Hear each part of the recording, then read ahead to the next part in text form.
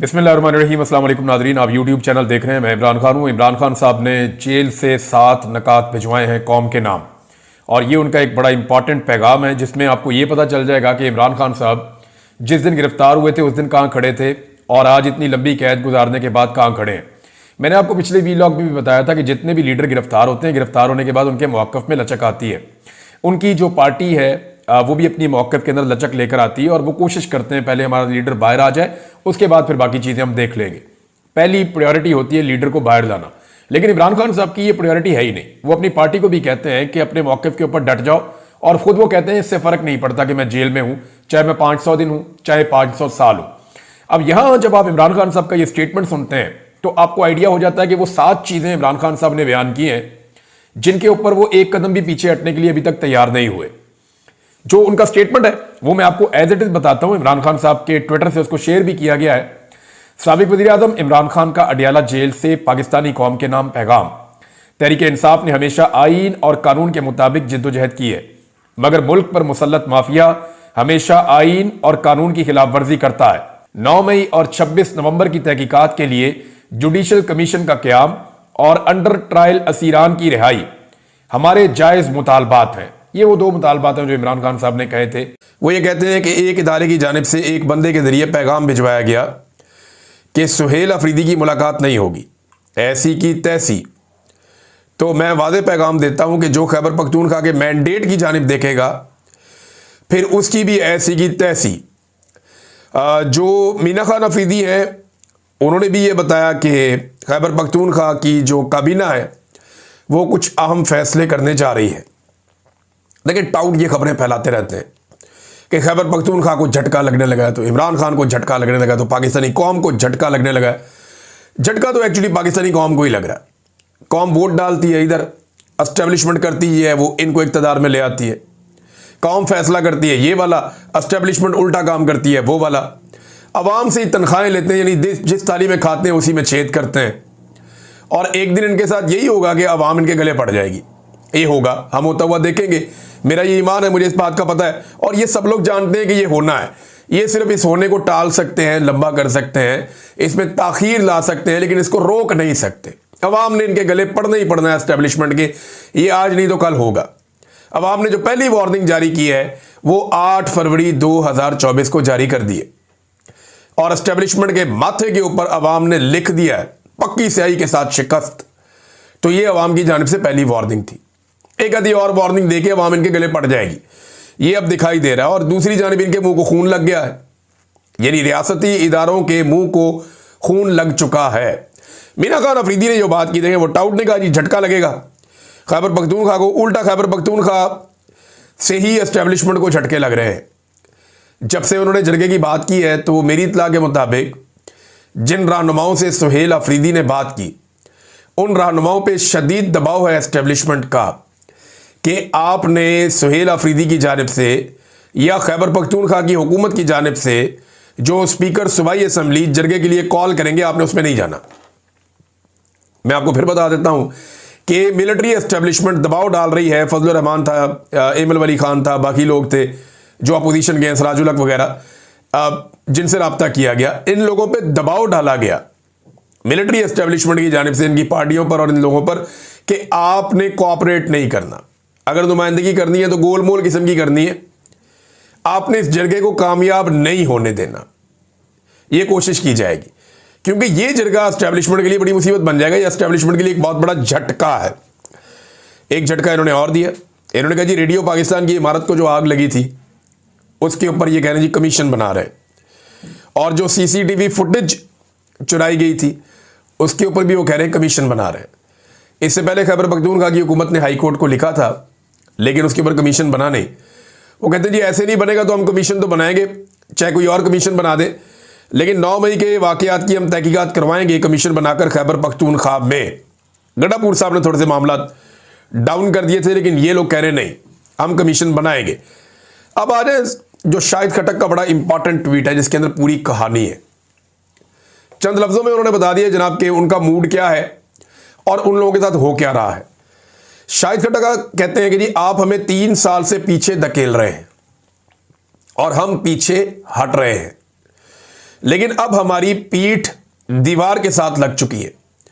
और जब किसी की पीठ दीवार के साथ लग जाती है ना, तो वो या अपने मुखालिफ के पांव में गिरता है या वो गिरेबान में हाथ डालता है। और आपको पता है कि हम कौन लोग हैं और किन की औलादे हैं। हम पांव में नहीं गिर सकते, गिरेबान में हाथ डालेंगे। ये जनाब शाहिद खटक साहब का जो है वो ट्वीट है, और इसके नीचे उन्होंने लिखा कि ताकतें तुम्हारी हैं और खुदा हमारा है। ये एक बड़ा मशहूर शेर है जो उन्होंने नीचे लिखा कि ताकतें तुम्हारी हैं और खुदा हमारा है। तो शाहिद खटक साहब ने बता दिया कि बहुत दीवार के साथ लगा दिया हमें। अब यहाँ से दो ऑप्शन होते हैं, या तो हम आपके पैरों में गिर जाएं, कंप्रोमाइज़ कर लें, या आपका गिरेबान पकड़ लें। इमरान खान साहब के साथ भी यही किया गया। इमरान खान को इतना दीवार के साथ लगाया गया कि इमरान खान साहब ने एस्टेब्लिशमेंट का गिरेबान पकड़ा हुआ है, और एस्टेब्लिशमेंट अपने सारे टाउटों को साथ में लाके पूरी कोशिश करके आलमी सपोर्ट लेकर भी इमरान खान के हाथ से अपना गिरेबान नहीं छुड़वा पा रही। और पाकिस्तानी अवाम ने भी एस्टेब्लिशमेंट को दबोचा हुआ है। अब कभी वो आईनी तरमीम करते हैं, कभी वो कुछ और करते हैं, कभी खून बहा देते हैं, लोगों का कत्लेआम करते हैं, चादर और चारदीवारी का तकद्दुस पामाल करते हैं, लीडर को जेल में डालकर 2.25 साल तक ना उसकी तस्वीर बाहर आने दी, ना उसकी वीडियो ना ऑडियो बाहर आने दी। ये इस एस्टेब्लिशमेंट ने किया पाकिस्तानी अवाम के साथ। लेकिन ये खुद बहुत बुरी तरह फंस गई है, बहुत बुरी तरह जकड़ी गई है। 20 अरब रुपया प्रोविडेंट फंड पीआईए के पास पड़ा हुआ है, जबकि 10 अरब के स्पेयर पार्ट्स पीआईए के पास पड़े हुए हैं। जितने के स्पेयर पार्ट्स पड़े हुए हैं उतने में पूरी एयरलाइन बेच दी। इतने में तो कोई अच्छी बस कंपनी नहीं बनती जितने में इन्होंने पूरी की पूरी एक कौमी एयरलाइन बेच दी, जिसके बाद 64 रूट्स हैं। नाजरीन, इसको समझिए आप, ये सैकड़ों अरब का असासा बेच दिया गया 10 अरब रुपए में। और इसके साथ जो बिल्डिंग, इतने का तो इस्लामाबाद में कमर्शियल प्लॉट मिलता है 10 अरब का, जितने में इन्होंने पीआईए बेच दी, और कहते हैं ये 135 अरब है। भाई 10 अरब मिले हुकूमत को, 125 अरब रुपए जो बाकी हैं वो तो उनके अपने, वो खरीदी हुई कंपनी के ऊपर लगाएं या ना लगाएं, उनकी मर्जी है। उन्होंने ये कहा कि हम 125 अरब रुपया खर्च करेंगे पीआईए के ऊपर। तो एक नई एयरलाइन बनाने में कितना पैसा लगता है पता है आपको? अगर कोई शख्स एक नई एयरलाइन खड़ी करे और उसके 64 रूट्स हों, उसके बाद इतने तैयारे हों, तो हजारों अरब लग जाते हैं। इन्होंने 10 अरब में उठा के बेच दिया।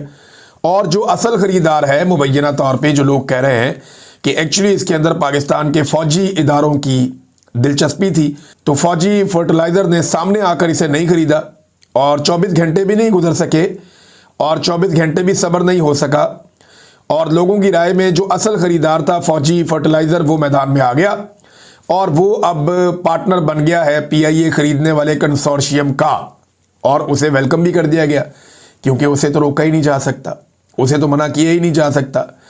तो इमरान खान साहब के दौर में पीआईए का मुनाफा बढ़ा था और नुकसान कम हुआ था। ये जो वजीर निजकारी वगैरह दिखा रहे थे ना चार्ट्स, उन चार्ट्स को अगर आप देखें तो आपको पता चल जाता है कि उनके अपने दिखाए हुए डेटा में इमरान खान साहब के दौर में इसका नुकसान कम और मुनाफा बढ़ रहा था। ये खान साहब के दौर में हो रहा था, और उनका ये आइडिया था कि इसको बेहतर करेंगे, लेकिन इन्होंने उठा के एयरलाइन बेच दी। एक नया बोइंग तैयारा कितने का आता है पता है आपको? ये जो 10 अरब रुपया है ना, ये जिसके अंदर इन्होंने पीआईए बेची है, ये लगभग 35.7 मिलियन डॉलर्स बनते हैं। 35.7 मिलियन डॉलर्स का इन्होंने पीआईए बेच दिया। और एक बोइंग तैयारा 300 से 400 मिलियन डॉलर्स का है। और इस वक्त पीआईए के पास 12 बोइंग तैयारे हैं, 15 एयरबस कंपनी के तैयारे हैं, और एयरबस कंपनी का तैयारा भी जो है वो लगभग 300 मिलियन डॉलर से महंगा है, बल्कि ये बहुत महंगे तैयारे भी हैं। लेकिन 27 तैयारे तो पाकिस्तान के पास वो हैं पीआईए के पास, जो बोइंग और एयरबस कंपनी के हैं, जो बहुत महंगे तैयारे हैं। एक तैयारे की कीमत में इन्होंने 27 तैयारे ये वाले बेच दिए, 5 ATR तैयारे भी बेच दिए। इनकी कीमत भी 20 से 30 मिलियन के दरमियान है एक तैयारे की, तो 5 ATR तैयारे भी साथ बेच दिए। तो ये टोटल 32 तैयारे हैं जिनका मेरे पास यहाँ पे डाटा मौजूद है, और ये बाकायदा पीआईए की अपनी वेबसाइट के ऊपर लगे हुए हैं ये तैयारे। तो जनाब इन्होंने ये बेच दिया सारा कुछ, ये किया पीआईए के साथ। और एक और चीज़ जो मैं आपको बताने जा रहा हूँ, आप सर पकड़ के बैठ जाएंगे कि जब आप कोई कंपनी बेचते हैं या इदारा बेचते हैं तो उसका नफा नुकसान साथ बेचते हैं ना। कि जी ये इसका नुकसान है, ये इसका नफा है, आप जाने, आपका काम जाने। तो सारी नफे वाली चीजें उनको बेच दी, तैयारे भी बेच दिए, रूट्स भी बेच दिए, बिल्डिंगें भी बेच दी, और इसके साथ साथ जो स्पेयर पार्ट्स हैं वो भी बेच दिए, इसकी जो गुडविल है वो भी बेच दी। जितनी नफे वाली चीजें हैं वो सारी की सारी पीआईए की बेच दी। अच्छा, अब आ जाए जरा नुकसान वाली चीजें। इसके जितने इजाफी मुलाजिम हैं वो सब 1 साल में हुकूमत ले लेगी, उनकी तनख्वाहें और उनकी पेंशन हुकूमत की जिम्मेदारी बन जाएंगी। अंदाजा कीजिए आप, ये सौदा किया पाकिस्तान का पाकिस्तानियों ने, ये मौजूदा हुक्मरानों ने किया पाकिस्तान के साथ। और एक और अजीब बात, पीआईए का 750 अरब का जो कर्ज है वो हुकूमत अदा करेगी। ये अदनान आदिल साहब की खबर है। 750 अरब रुपए का जो पीआईए का कर्जा है वो भी हुकूमत अदा करेगी, यानी वो पैसा अवाम अदा करेगी। एक ऐसी एयरलाइन जो मुनाफे में जा रही थी, पाकिस्तान के हुक्मरानों ने उसको तबाह बर्बाद कर दिया, बेड़ा गर्क कर दिया पीआईए का। इनकी अपनी जाती एयरलाइन कभी खराब नहीं होती, इनके अपने जाती जो कारोबार है वो कभी खराब नहीं होते। इनकी कोई कंपनी, कोई मिल, कोई फैक्ट्री कभी नुकसान में नहीं जाती। लेकिन पाकिस्तान को इन्होंने नुकसान में धकेल दिया, माले मुफ्त दिले बेरहम, और फिर उन्हें पोने बेच भी दिया। और बेचने के बाद खरीदार कौन निकला? वो भी खुद ही निकल आए, अपने ही जाती दोस्त ताल्लुक वाले अपने ही लोग निकल आए, और फौजी फर्टिलाइजर कंपनी इसके अंदर भी घुस गई।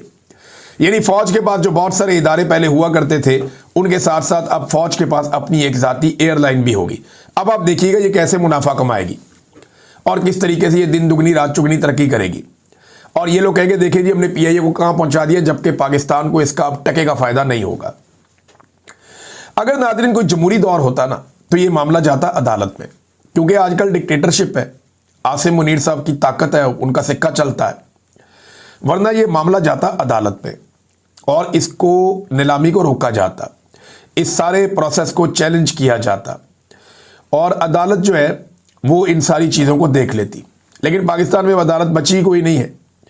अब होगा ये कि कोई ना कोई रिटायर अफसर लाए जाएंगे, लाकर पीआईए के ऊपर लगाए जाएंगे और इसको भी एक प्राइवेट कंपनी की तरह चलाया जाएगा और ये मुनाफा देना शुरू कर देगी। और पाकिस्तानी हसरत से पीआईए के जहाज़ को उड़ता हुआ देखा करेंगे कि किसी दौर में ये पाकिस्तान की कौमी एयरलाइन हुआ करती थी, लेकिन अब पाकिस्तान का एक इदारा अपने चंद लोगों के साथ मिलकर इसको भी हड़प गया।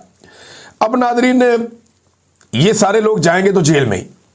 ये जिन्होंने पीआईए बेची है ना, और जिस तरीके से बेची है, जो जो लोग इस सौदे का हिस्सा हैं, ये सारे लोग जेल में जाएंगे। और भाई इतने का तो एक तैयारा नहीं आता छोटा मोटा, जितने में आप उठा के पूरी कौमी एयरलाइन को बेच रहे हैं, जिसके 64 अप्रूव्ड रूट्स हैं, यानी जिसकी गुडविल ही अरबों खरबों में है, उसको उठा के आपने बेच दिया। ये सारे लोग जेलों में जाएंगे जब कभी भी इंसाफ का दौर आएगा।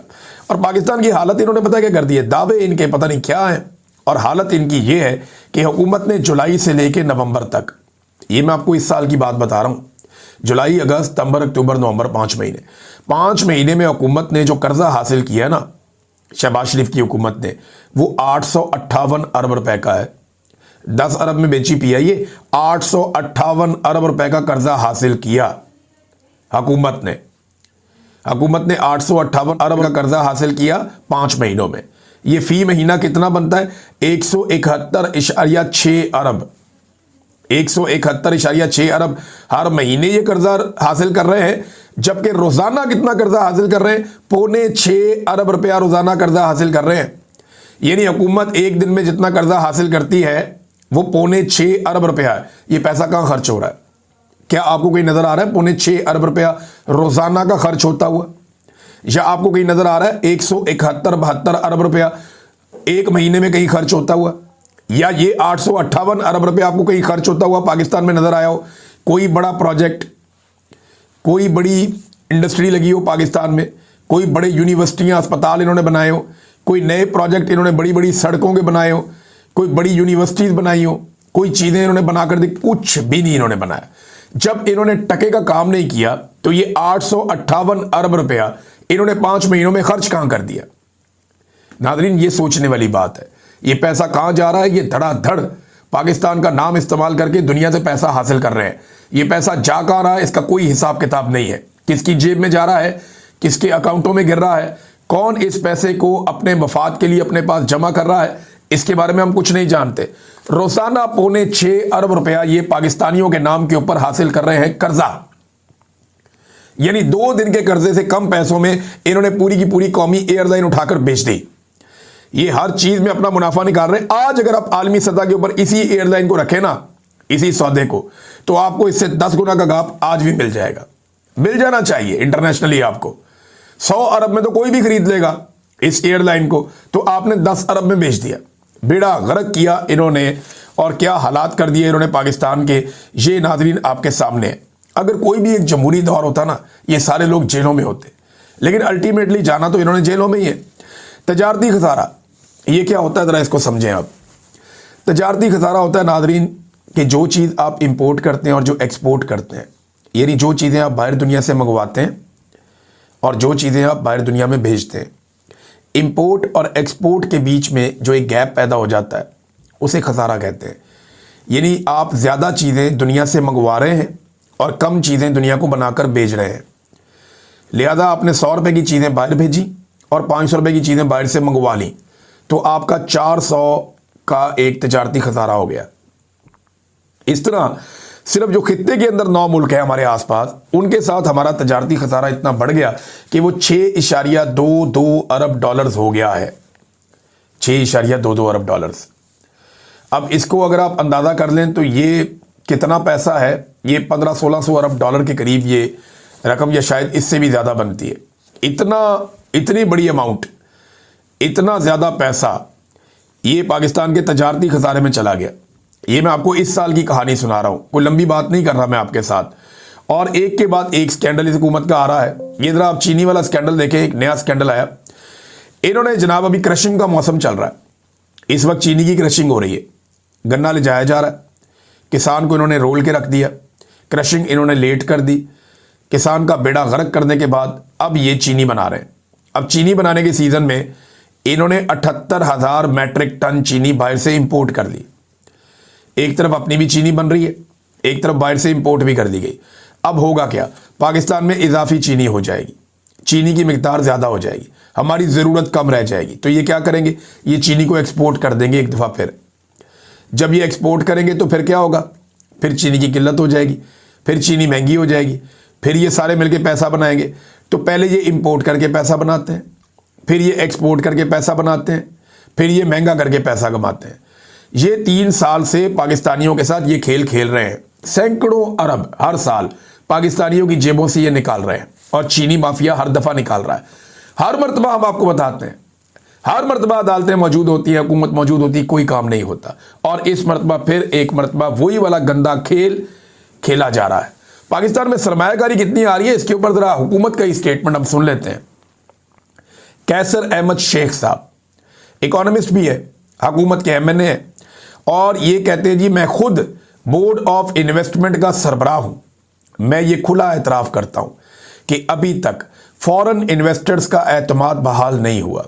हमारे अपने मुल्क का बिजनेसमैन दुबई जा रहा है, वहाँ काफ़ी इन्वेस्टमेंट हुई है, पाकिस्तान में कोई इन्वेस्टमेंट नहीं लेकर आ रहा। ये बात हुकूमती रुकन खुद कर रहे हैं। ये नाज़रीन हालात।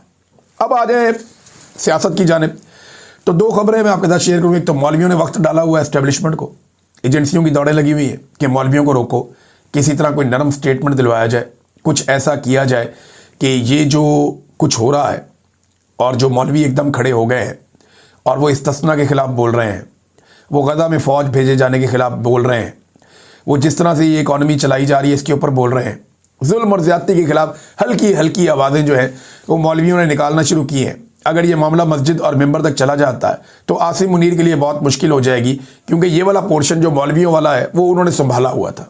अब एजेंसियों की दौड़ें लगी हुई है, वो कोशिश कर रहे हैं कि किसी तरह आसिम मुनीर साहब को मौलवियों के अताब से बचाया जा सके। उनकी बहुत ब्रांडिंग की गई है, लेकिन वो किसी काम आई नहीं। मौलवी जो है वो आपको पता है 2 हफ्ते में उड़ा के रख देंगे।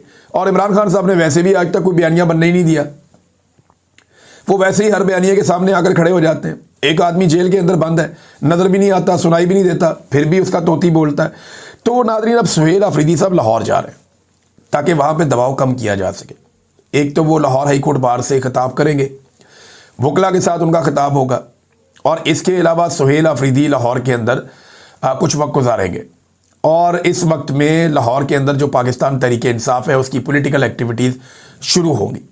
पहली मरतबा आपको पाकिस्तान तहरीक इंसाफ के झंडे भी नज़र आएंगे, पहली मरतबा आपको पाकिस्तान तहरीक इंसाफ के लोग भी नज़र आएंगे, और पहली मरतबा आपको गहमा गहमी नज़र आएगी पाकिस्तान तहरीक इंसाफ में। वो जो एक एनर्जी तहरीक इंसाफ की लाहौर और पंजाब के अंदर जिसकी उन्हें ज़रूरत थी वो उन्हें मिल सकती है सुहेल अफरीदी के आने के बाद, तो एक मोमेंटम बन सकता है। दूसरा देखें, जो स्ट्रीट मूवमेंट है लाहौर में, बलूचिस्तान में और सिंध में तो बाद में शुरू होगी, पहले ये खैबर पख्तूनख्वा में शुरू होनी है। तो अभी जो इस वक्त मैं ये वीडियो रिकॉर्ड कर रहा हूँ, अभी तक तो किसी किस्म की कोई स्ट्रीट मूवमेंट शुरू नहीं हुई। स्ट्रीट मूवमेंट जो है वो शुरू नहीं हुई, पॉलिटिकल एक्टिविटीज़ हो रही हैं। कहीं पे कन्वेंशन हो रहा है, ISF वाले कर रहे हैं, कहीं पे यूथ वाले कर रहे हैं, कहीं पे PTI वाले कर रहे हैं। तो सब लोग अपने अपने कन्वेंशंस कर रहे हैं, आपस में मुलाकातें कर रहे हैं, पब्लिक के साथ गैदरिंग्स कर रहे हैं, लोगों के साथ मुलाकातें कर रहे हैं, प्लानिंग कर रहे हैं, लेकिन स्ट्रीट मूवमेंट का आगाज़ नहीं हुआ। और अगर इन चीज़ों को कोई स्ट्रीट मूवमेंट कहता है तो वो अपने आप को बेवकूफ़ बना रहा है। स्ट्रीट मूवमेंट जो होती है वो गली मोहल्लों तक जाती है, वो एक एक शख्स तक पहुंचती है। इमरान खान साहब ने 2022-23 में एक काम शुरू किया था, आपको याद हो तो। उन्होंने बहुत बड़े पैमाने पर मेंबर सादी शुरू की थी, लोगों के घरों तक अपने लोगों को भेजा था और बहुत ज़्यादा लोग मेंबर बने थे। उसका फ़ायदा पूरे पंजाब में, पूरे पाकिस्तान में इमरान खान साहब को और उनकी पार्टी को 2024 के इलेक्शन में हुआ। उन्होंने इतने बड़े पैमाने पर लोगों को अपने साथ जोड़ लिया था इमरान खान साहब ने गिरफ्तार होने से पहले। तो अब उस किस्म की क्या कोई कंपेन चलेगी आने वाले दिनों में? क्योंकि उसी को कहते हैं स्ट्रीट मूवमेंट। आपको हर गली के अंदर जाना पड़ता है, हर आदमी को मुतहर्रिक करना पड़ता है और आपको पूरी एक प्लानिंग बनानी पड़ती है कि कौन किस दिन क्या ड्यूटी कर रहा होगा, कितने लोग हमारे पास हैं, कितने नौजवान हैं, कितनी ख़वातीन हैं, ये लोग कहाँ कहाँ मौजूद हैं और किस तरीके से आपने इसको एग्जीक्यूट करना है। तो जब तक आप साइंटिफिक बुनियादों पे नहीं करेंगे, आपका अगर इन्हिसार इसी बात पे है कि इमरान खान की मकबूलियत बहुत है, एकदम सारा पाकिस्तान निकल कर आ जाएगा और किसी को कोई जिम्मेदारी देने की या उठाने की ज़रूरत नहीं है, तो ये गलती पाकिस्तान तहरीक इंसाफ पहले भी कर चुकी है। इमरान खान बाहर हो तो फिर तो सारा पाकिस्तान निकल आएगा, लेकिन अगर इमरान खान बाहर नहीं है तो बड़े सिस्टमेटिक तरीके से ये चीज़ें करनी पड़ेंगी, जिसको स्ट्रीट मूवमेंट एक्चुअली कहते हैं, या जो इमरान खान के दिमाग में आइडिया है। मामला उस तरफ अभी तक नहीं गया, उस तरफ अभी तक कोई पेशरफ्त नहीं हुई। जब होगी हम आपको रिपोर्ट करेंगे। अब तक स्ट्रीट मूवमेंट का बाकायदा आगाज नहीं हुआ, सियासी प्रोग्राम जरूर हुए, लेकिन ये एक बड़ी अच्छी खबर है कि सुहेल अफरीदी लाहौर जा रहा है। सुहेल अफरीदी के लाहौर जाने से कम पाकिस्तान तहरीक इंसाफ के जो लोग हैं उनको एक ऑक्सीजन मिलेगी। बड़े लंबे अरसे से वो बेचारे एक अजीबोगरीब सूरत हाल में है। PTI को इतनी मार पड़ी है, इतनी मार पड़ी है पंजाब में, पूरी पुलिस को इस काम पे लगाया हुआ है कि PTI एक सदमे में चली गई। उस सदमे से और कौमे से निकालने के लिए वहाँ पे चंद झटके लगाने की ज़रूरत है, और वो झटके लगाने के लिए सुहेल अफरीदी अब पंजाब में जा रहे हैं। लेकिन उनके पंजाब में जाने से पहले पंजाब में क्रैकडाउन शुरू हो गया है। तो देखते हैं कि आने वाले वक्त में सुहेल अफरीदी पंजाब में कैसा मोमेंटम बना पाते हैं, क्योंकि आलिया हमजा ने बहुत कोशिश की है और बहुत हद तक पंजाब को उठाया है, लेकिन जुल्म और बर्बरियत इतनी है कि जो भी बाहर आता है वो गिरफ्तार हो जाता है। सुहेल अफरीदी को गिरफ्तार कर नहीं पाएंगे। तो ये कितना इम्पैक्ट डालते हैं और कितना ज़बरदस्त इस मामले को उठा सकते हैं, ये हम देख लेंगे आने वाले दिनों में। लेकिन खैबर पख्तूनख्वा की हद तक मैं बात करूं तो स्ट्रीट मूवमेंट के आगाज़ में अभी तक कोई बाकायदा पेशरफ्त नहीं हुई। अब तक के लिए इतना ही। अपना ख्याल रखिएगा, अपने इस चैनल का भी। अल्लाह हाफ़िज़।